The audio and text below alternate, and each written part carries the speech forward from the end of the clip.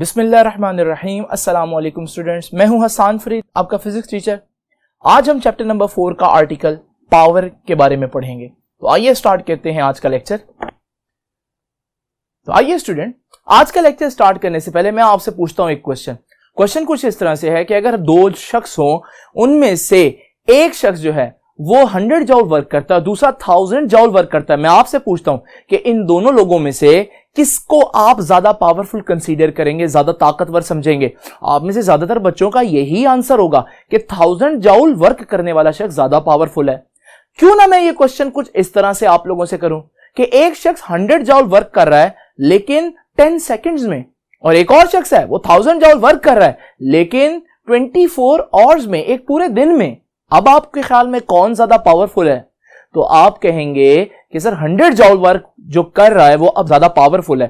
तो इसका मतलब अगर आप किसी शख्स की पावर या किसी मशीन की पावर का अंदाजा लगाना चाहें तो सिर्फ वर्क को देखना काफी नहीं है, बल्कि आपको वर्क के साथ साथ वो टाइम भी देखना पड़ेगा जिस टाइम में उसने ये वर्क किया है। इसका मतलब क्या हुआ कि वर्क को हमें टाइम के लिहाज से भी देखना पड़ेगा, और इसी को हम पावर कहेंगे। यही आज का हमारा टॉपिक है। तो आइए स्टार्ट करते हैं पावर की डेफिनेशन से। जैसे कि मैंने आप लोगों को बताया कि वर्क जो है उसको टाइम के लिहाज से देखेंगे तो वो पावर होगा। तो यही इसकी डेफिनेशन है कि what is power? Power is defined as rate of doing work. ये वो टाइम है जिसमें आप वर्क करेंगे, और डेफिनेटली यहां से हमारे पास इसका फॉर्मूला भी आ जाएगा कि पावर जैसे कि बराबर होगा वर्क, और डिवाइड करेंगे उस टाइम से जिस टाइम में ये वर्क किया गया है। तो ये हुआ हमारे पास पावर का फॉर्मूला। अब जरा एक सिनेरियो देखते हैं, पावर निकालने का क्या तरीका है। जैसे कि फॉर्मूला आप लोगों को पता चल गया, एक छोटा सा सिनेरियो देखते हैं। जस्ट इमेजिन करें कि मेरे पास ये एक शख्स है और ये शख्स जो है वो 5 सेकंड तक ट्रेवल करेगा। जरा देखिए, पहले सेकंड में इसने ट्रेवल किया, इसने 2 जॉल वर्क किया। दूसरे सेकंड में इसने ट्रेवल किया, इसने 2 जॉल वर्क किया। थर्ड सेकंड में इसने ट्रेवल किया, इसने फिर से 2 जॉल वर्क किया। लेकिन अब ये थोड़ा सा थक गया है। जब ये 4th और 5th सेकंड में ट्रेवल करेगा तो ये 1 जॉल वर्क करेगा, और ये 5 सेकंड का जर्नी इसका कंप्लीट हो गया। मैं आपसे पूछता हूं कि इसने टोटल पावर कितनी, इसकी पावर कितनी है? तो कैसे निकालेंगे पावर? आप पावर का फॉर्मूला आपको पता है, वर्क ओवर टाइम है। तो आप क्या करेंगे, इसका टोटल वर्क देखेंगे कितना किया। पहले 3 सेकंड में 2 जॉल, फिर 2 जॉल, फिर 2 जॉल, फिर 1 जॉल और फिर 1 जॉल। ये तो हो गया टोटल 8 जॉल। और कितने टाइम में इसने 8 जॉल वर्क किया? 5 सेकंड्स में। तो 8 जॉल 5 सेकंड्स में ये वर्क कर रहा है। तो इसका मतलब ये बनेगा 1.6 जॉल्स इन 1 सेकंड। यही इसकी पावर है कि ये 1 सेकंड में 1.6 जॉल वर्क कर रहा है। मगर आपने देखा कि हमारे पास किसी भी 1 सेकंड में उसने 1.6 जॉल वर्क किया नहीं है। या तो उसने 2 जॉल किया या 1 जॉल। इसका मतलब ये जो हमने वैल्यू निकाली है, जो एक्चुअली उस पूरे सिनेरियो का एवरेज है, वो हमारे पास एग्जैक्ट या रियल इंफॉर्मेशन नहीं दे रही। वो जस्ट हमें एक एवरेज बता रही है कि अगर हम टोटल सिनेरियो में देखें तो हर सेकंड में उसकी एवरेज 1.6 जॉल वर्क हुआ, लेकिन हर सेकंड में 1.6 जॉल वर्क एक्चुअली में नहीं हुआ। ये एवरेज है, एवरेज के कुछ फायदे भी हैं, कुछ नुकसान भी हैं। तो देखते हैं जरा एवरेज पावर क्या है। सो what is average value of power? जैसे कि मैंने अभी आप लोगों के साथ डिस्कस किया इस एग्जांपल में कि एवरेज क्या है, पूरे सिनेरियो की वर्क पावर फाइंड आउट करना, पूरे सिनेरियो का, पूरे सीन का। तो उसमें आपको टोटल वर्क लेना पड़ेगा, और जो टाइम है वो भी आपको टोटल फाइंड आउट करना पड़ेगा। तो इसे हम बोलते हैं कि average power is defined as, it is total amount of work divided by total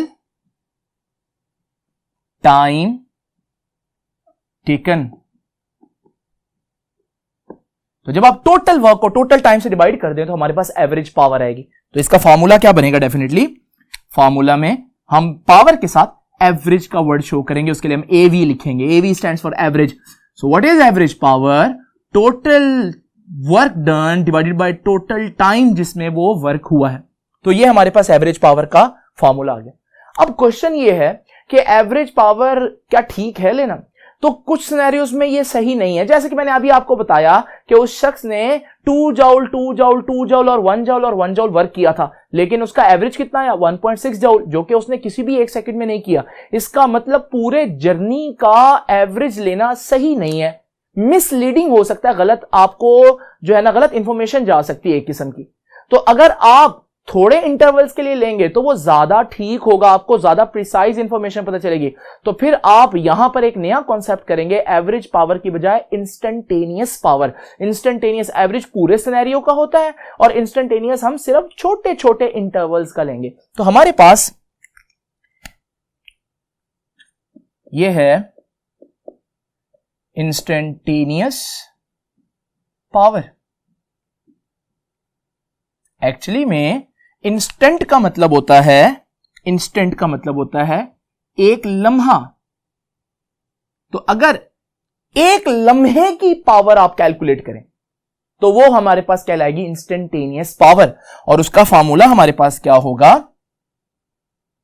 उसका फार्मूला होगा इंस्टेंटेनियस के लिए INS लिखूंगा और वही डेल्टा W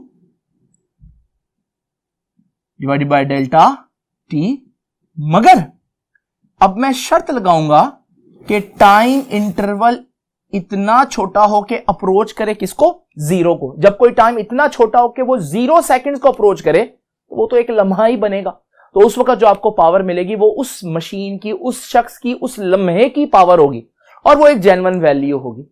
अब हमारे पास इंस्टेंटेनियस पावर को मैं यहां पर अगर आसान अल्फाज में डिफाइन करूं तो ये ऐसे है कि ये लिमिटिंग वैल्यू है, लिमिट लगी हुई है इस पर, ये लिमिट लगी हुई है कि डेल्टा टी अप्रोचेस टू 0। तो limiting value of delta W over delta t, और लिमिट क्या लगी हुई है कि टाइम इंटरवल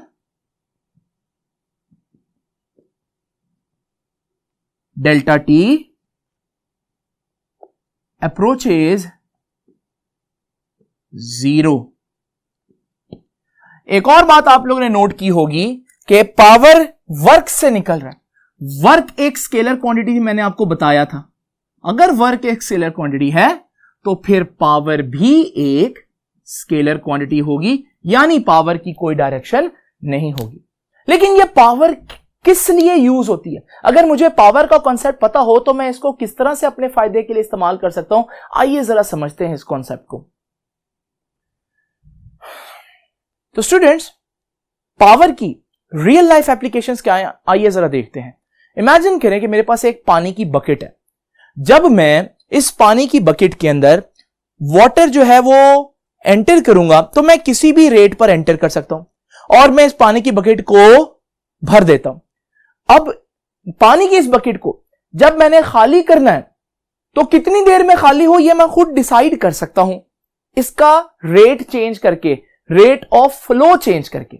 तो अगर मैं इसमें से छोटा सा सुराख करूंगा तो क्योंकि पर सेकंड पानी की मिकदार कम निकलेगी तो यह बकेट देर से खाली होगी, और अगर मैं बड़ा सुराख करूंगा तो यह बकेट जल्दी खाली हो जाएगी। बिल्कुल इसी तरह से हम पावर के कॉन्सेप्ट को भी यूज करते हैं। तो मैं आपको एक सिंपल एप्लीकेशन बताता हूं। यह हमारे पास एक क्लॉक है, पेंडुलम क्लॉक भी कहते हैं, इसे ग्रैंडफादर क्लॉक भी कहते हैं कुछ लोग। यह क्लॉक आप लोगों ने किसी पुरानी मूवी में देखी होगी, अब यह बहुत रेयर है। इन क्लॉक्स में खास बात यह थी कि ये क्लॉक्स बगैर किसी सेल के चलती थी। तो फिर ये एनर्जी कहां से लेती थी? ये जो दो बड़े बड़े सिलेंडर हैं, 30 kg के ये तकरीबन सिलेंडर होते थे मैस में, और ये इतने हैवी होते थे कि ये एक शख्स इन पूरे सिलेंडर को ऊपर तक लेकर जाता था, और जब आपको पता है ये उसको हाइट पर लेकर जाएगा तो इसमें एक ग्रेविटेशनल पोटेंशियल एनर्जी स्टोर हो जाएगी। अब सपोज करते हैं जैसे वो एनर्जी स्टोर होगी लाइक 1000 जूल्स। अब वो 1000 जूल एनर्जी रखता है, लेकिन वो एनर्जी किस रेट पर उसने रिलीज करनी है, वो बकेट वाली एग्जांपल में कि बकेट कितनी देर में आप चाहते हैं कि वो पूरी की पूरी खाली हो जाए, ये तो आप कंट्रोल कर सकते हैं। तो मैं क्या करूंगा, मैं इन सिलेंडर्स को जिस तेजी से ऊपर लेकर गया उस तेजी से इनको नीचे नहीं आने दूंगा, बल्कि ये आराम आराम से नीचे आएंगे, और जब आराम आराम से नीचे आएंगे तो वो एनर्जी जो इन्होंने एब्जॉर्ब कर ली हुई थी, वो एनर्जी जो इनके पास स्टोर हो चुकी थी, वो अब ये बड़ी ही कम पावर पर रिलीज करेंगे, और जिसकी वजह से ये घड़ी जो है उसकी सुइयों को ये एनर्जी तकरीबन 5 दिन तक मिलती रहेगी। तो हम इस तरह से पावर रेट को कंट्रोल करके अप्लायंसेस जो है उनमें एनर्जी स्टोर करके उनको कई दिन तक चला सकते हैं। आइए स्टूडेंट्स, अब जरा हम पावर को in terms of force and velocity देखते हैं। तो power in terms of force and velocity, ये दो चीजें मैं बोल रहा हूं, फोर्स और वेलोसिटी। आप कहेंगे कि सर पावर के फॉर्मूले में तो ना ही फोर्स है ना ही वेलोसिटी है, और हकीकत भी ऐसा है, लेकिन कुछ सब्स्टिट्यूशन से हम फोर्स और वेलोसिटी को इंट्रोड्यूस कर सकते हैं। ये देखिए, हमारे पास पावर का जो फॉर्मूला है, अगर एक लम्हे की पावर निकालें तो वो है limit delta t approaches 0 delta W over delta T. ये अभी हम लोगों ने पढ़ा। अब हमें मालूम है कि डेल्टा डब्ल्यू यानी कि वर्क डन तो किसके बराबर होता है? फोर्स और डिस्प्लेसमेंट का डॉट प्रोडक्ट। तो मैं यहां पर वर्क की ये वैल्यू पुट कर देता हूं, तो हमारे पास डेल्टा डब्ल्यू की जगह पुट करता हूं फोर्स और डिस्प्लेसमेंट का डॉट प्रोडक्ट और divided by delta T as it is. अब जरा तवज्जो से देखिए, हमारे पास ये delta D over delta T क्या है? Delta D over delta T तो rate of change of displacement बन रहा है, और चैप्टर नंबर 3 में हम लोगों ने पढ़ा था कि rate of change of displacement तो वेलोसिटी होती है। तो इसका मतलब यहां से हमारे पास ये पावर हो गया, ये सारी चीज हमारे पास वेलोसिटी बन गई, तो ये रह गई फोर्स और बाकी ये सारी चीज रह गई वेलोसिटी। मैं यहां लिख देता हूं रेफरेंस के तौर पर कि ये delta D over delta T, ये तो वेलोसिटी आ जाएगी। तो हम यहां से पावर को यूं भी डिफाइन कर सकते हैं कि power is the dot product of force and velocity. और वैसे भी हमें मालूम है डॉट प्रोडक्ट जो होता है उसका आंसर क्या आता है? स्केलर आता है। तो इसका मतलब यहां पर हमारे पास फोर्स और वेलोसिटी का डॉट प्रोडक्ट स्केलर आएगा, और हम पहले ही डिस्कस कर चुके हैं कि पावर एक स्केलर चीज है। तो यहां से हम इस रिजल्ट को लिख देते हैं कि power is the dot product of force and velocity. तो ये है हमारे पास पावर की एक और डेफिनेशन। आइए अब जरा डिस्कस करते हैं पावर के यूनिट्स क्या हैं। हमारे पास किसी भी चीज का यूनिट निकालने का सबसे बेस्ट वे क्या है? उसका फॉर्मूला देखें। तो हमारे पास पावर वर्क ओवर टाइम होता है। वर्क का यूनिट क्या होता है? जाउल। और टाइम का यूनिट क्या होता है? सेकंड। तो यही पावर का भी यूनिट है। तो पावर का एक यूनिट बना जाउल ओवर सेकंड। लेकिन स्टूडेंट्स आप जानते हैं कि जाउल को तो हम न्यूटन मीटर भी लिख सकते हैं। तो यहां से इसका एक ये यूनिट भी बन रहा है कि न्यूटन मीटर पर सेकंड। और हमें यह भी मालूम है कि न्यूटन तो किलोग्राम मीटर पर सेकंड स्क्वायर होता है। ये न्यूटन की वैल्यू पुट की मैंने, साथ ये मीटर मल्टीप्लाई हो रहा है तो मैं यहीं पर ही मल्टीप्लाई कर देता हूं, ये मीटर का स्क्वायर हो जाएगा डिवाइडेड बाय दिस सेकंड। ये हमारे पास बन जाएगा किलोग्राम मीटर स्क्वायर, और ये सेकंड ऊपर जाकर भी माइनस हो जाएगा, तो ये भी इसका फॉर्मूला। तो आप देख रहे हैं कि जाउल पर सेकंड भी इसका यूनिट है, न्यूटन मीटर पर सेकंड भी इसका यूनिट है, और किलोग्राम मीटर स्क्वायर पर सेकंड क्यूब भी इसका यूनिट है। और ये सब के सब इसके SI यूनिट्स हैं, सिस्टम इंटरनेशनल यूनिट्स हैं। लेकिन कुछ पावर के कन्वेंशनल यूनिट्स भी हैं। सबसे पहले तो हम देखते हैं कि ये जो जाउल पर सेकेंड है इसको हम वॉट भी कहते हैं। तो व्हाट इज वॉट? ये जो जाउल पर सेकेंड इसे हम वॉट कहते हैं। वॉट क्यों बोलते हैं? क्योंकि ये एक साइंटिस्ट था जेम्स वॉट, उसके नाम पर ये यूनिट को हमने नाम दिया। अब हमारे पास आपसे पूछा जाएगा कि भाई 1 वॉट क्या होता है, 1 वॉट। तो आप कहेंगे 1 वॉट, इधर 1 चाहिए तो फिर इधर भी 1 चाहिए और इधर भी 1 चाहिए, फिर इधर 1 आएगा। तो what is 1 what? 1 what is the power if 1 joule work is done in 1 second. अगर कोई 1 जाउल वर्क करे 1 सेकंड के अंदर तो हम कहेंगे उस चीज की, उस शख्स की, उस मशीन की पावर 1 वॉट है। तो हमारे पास यही 1 वॉट की डेफिनेशन है। तो 1 what is the power when 1 joule work is done in 1 second. When 1 joule work is done in 1 second. तो ऐसे बोलेंगे वॉट। ये पावर का SI यूनिट है। लेकिन कुछ ऐसे यूनिट्स भी हैं जो SI नहीं है लेकिन बहुत ज्यादा यूज होते हैं। उनमें एक यूनिट है जिसे हम बोलते हैं हॉर्स पावर। ये हॉर्स पावर क्या होता है जरा इसको भी देखते हैं। स्टूडेंट, जैसे कि मैंने आपको बताया कि जेम्स वॉट जो है वो एक साइंटिस्ट था। जेम्स वॉट स्टीम इंजन्स बनाता था। जब वो अपने स्टीम इंजन्स सेल आउट करता था तो वो चाहता था लोगों को बताना कि उसका इंजन दूसरों के स्टीम इंजन से बेटर है। उसने एक यूनिट डिवाइस किया अपने स्टीम इंजन की स्ट्रेंथ या पावर बताने का, और उसको बोला उसने हॉर्स पावर।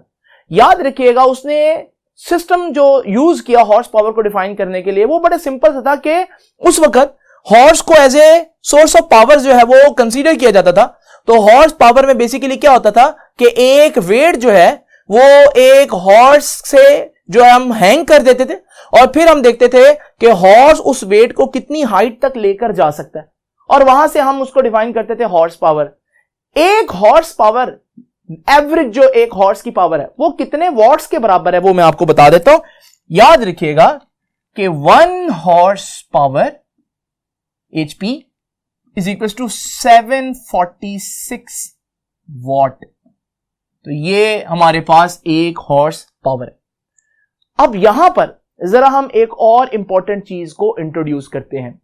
स्टूडेंट्स, एक बड़ी मिसकंसेप्शन बच्चों के दरमियान वो ये होती है कि हर वो चीज जिसमें वो लफ्ज देख ले वॉट, वो कहते हैं यह पावर है।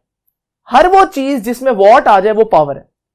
एक्चुअली में याद रखिएगा, हर वो चीज जिसमें वॉट आ जाए वो पावर नहीं है, सिर्फ वॉट आए तो वो पावर है। मिसाल के तौर पर अगर लिखा है वॉट या लिखा है किलोवॉट या मेगावाट या गीगावाट, ये सारे के सारे यूनिट्स जो हैं ये तो पावर के हैं। लेकिन अगर हमारे पास इस इक्वेशन को देखें, वॉट किसके बराबर है? Joule over second. तो जाउल किसके बराबर होगा? What into second. ये सेकंड इधर डिवाइड हो रहा है, उधर जाकर मल्टीप्लाई होगा। तो इसका मतलब जो जाउल होगा वो होगा वॉट इंटू सेकंड। इस यूनिट के बारे में आपका क्या ख्याल है?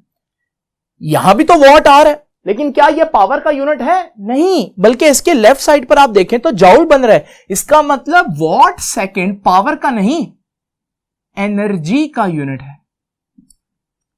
तो अगर सिर्फ वॉट, किलोवॉट, मेगावाट, गीगावाट लगा हो तो वो सारे पावर के यूनिट हैं।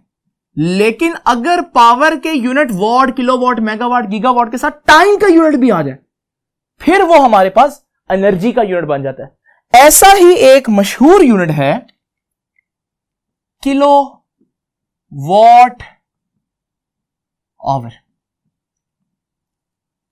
याद रखिएगा किलोवाट आवर के बारे में कि it is not a unit of power, क्योंकि पावर का यूनिट किलोवाट के साथ साथ टाइम भी आ गया, और जब भी टाइम मल्टीप्लाई होगा फिर वो एनर्जी का यूनिट है। तो हमारे पास kilowatt hour is a unit of energy, but which unit of energy? SI? हरगिज नहीं, it is a commercial unit of energy. Commercial unit of energy, commercial कहां यूज होता है इसका? आपकी डेली लाइफ में क्या किलोवाट आवर कहीं यूज होता है? तो बिल्कुल होता है। आपका जितना भी बिजली का बिल आता है उसकी जो कैलकुलेशन आती है वो किलोवाट आवर में ही होती है। जो इलेक्ट्रिसिटी बिलिंग है ये किलोवाट आवर में होती है। सबसे पहले हम देखते हैं किलोवाट आवर कितनी एनर्जी है। तो डिफाइन करूंगा मैं इस तरह से कि किलोवाट आवर क्या है? इफ एन एजेंसी, एजेंसी से क्या मुराद है? कोई शख्स हो सकता है, कोई मशीन हो सकती है जिसकी पावर कितनी हो? Of 1000 what. 1 किलोवाट भी कह सकता हूं। अगर हमारे पास एक एजेंसी हो कितने वॉट की? 1000 what. Works for 1 hour, then energy consumed will be 1 kilowatt hour। ये देखिए, अगर मेरे पास एक मशीन हो किलोवाट की, 1000 वॉट की, और वो 1 घंटा चलती रहे तो वो 1 किलोवाट एनर्जी यूज करेगी। मैं इसके थोड़ी डिटेल में जाता हूं, मगर उससे पहले हम जरा देखते हैं किलोवाट आवर और जूल्स का आपस में क्या रिलेशन है। हमें मालूम है कि 1 किलोवाट आवर, किलोवाट की जगह मैं 1000 वॉट लिख देता हूं। 1 आवर की जगह आपको मालूम है 3600 सेकेंड्स होते हैं। तो ये बन जाएगा, ये 1000 और ये 3600 मल्टीप्लाई होंगे तो ये 5 zeros हो जाएंगे, 3 इसके भी आ जाएंगे, और ये वॉट और सेकंड को मैं इकट्ठा लिख देता हूं, ये बन जाएगा वॉट सेकंड। अब वॉट सेकंड क्या होता है? वॉट सेकंड तो एनर्जी का यूनिट है, वॉट सेकंड तो जूल्स है। तो इसका मतलब 1 किलोवाट आवर में इसको मैं लिख देता हूं 3.6 इंटू 10⁻⁶। आपको पता है ये साइंटिफिक नोटेशन में लिख दिया। और वॉट सेकंड की जगह मैं लिख रहा हूं कि ये हमारे पास इतने जूल्स, और मजीद मैं इसको 10⁻⁶ को प्रीफिक्स मेगा लिख सकता हूं। तो ये हमारे पास बहुत इंपॉर्टेंट शॉर्ट क्वेश्चन पूछा जाता है कि 1 किलोवाट आवर कितनी एनर्जी है? तो 1 किलोवाट आवर 3.6 मेगा जॉल। मेगा कितना होता है? मिलियन, 10 लाख। तो ये हमारे पास किलोवाट आवर एनर्जी का यूनिट तो हुआ, लेकिन देखो इतने मिलियन जाउल्स हो फिर जाकर 1 किलोवाट आवर बनता है। इसका मतलब it is a bigger unit of energy. Energy का यूनिट तो है लेकिन ये बहुत बड़ा यूनिट है। अब ये किलोवाट आवर आपकी डेली लाइफ में कहां पर होता है? तो आइए इसको जरा देखते हैं। स्टूडेंट्स, जब भी घर का बिल आने लगा हो तो अब्बा जी जो हैं वो बहुत ज्यादा टेंस होते हैं, और इसी वजह से अक्सर बच्चों की भी खिंचाई हो रही होती है कि इतने ज्यादा बिल आया, और वो अक्सर अब्बा जी बता रहे होते हैं कि भाई मेरे घर के बिल में इतने यूनिट आए हैं। अब ये जो यूनिट है ये क्या होता है? जब भी आप देखें कि आपके बिल के ऊपर 1 यूनिट है, इसका मतलब आपकी 1 किलोवाट आवर एनर्जी यूज हुई है। और अभी मैंने बताया 1 किलोवाट आवर एनर्जी क्या होती है? अगर 1000 वॉट वाली कोई मशीन 1 घंटा चलती रहे तो वो कितनी एनर्जी यूज करेगी? 1 किलोवाट आवर। और 1 किलोवाट आवर का मतलब 1 यूनिट, और अगर यूनिट 12 रुपए का या 14 का तो फिर वो प्राइस से मल्टीप्लाई हो जाएगा। एग्जाम्पल देता हूं, आपके घर जो इस्त्री होती है आयरन, वो आयरन जो है वो 1000 वॉट की होती है, और अगर ये 1 किलोवाट की आयरन जो है 1 घंटा चलती रहे तो 1 यूनिट गिरेगा। इसी तरह से जो 1 टन का एसी होता है वो भी ऑलमोस्ट 1000 वॉट का होता है या 1000 वॉट का, किलो वॉट का, और ये भी 1 घंटा चलता रहे तो 1 यूनिट गिरेगा। अगर 14 रुपए का तो 14 रुपए बिल आएगा 1 घंटा चलने पर। बिल्कुल इसी तरह से अगर हम देखें 1.5 टन का एसी, 1.5 टन का एसी जो है वो 2000 वॉट का है। अब ये 2000 वॉट का है तो फिर ये कितनी देर चले तो 1 यूनिट गिरेगा? ये तो है ही 2000 का, ये तो आधा घंटा चलेगा तो हमारे पास 1 किलोवाट आवर एनर्जी यूज कर लेगा, यानी कि आधा घंटा चलने पर 1 यूनिट गिरेगा।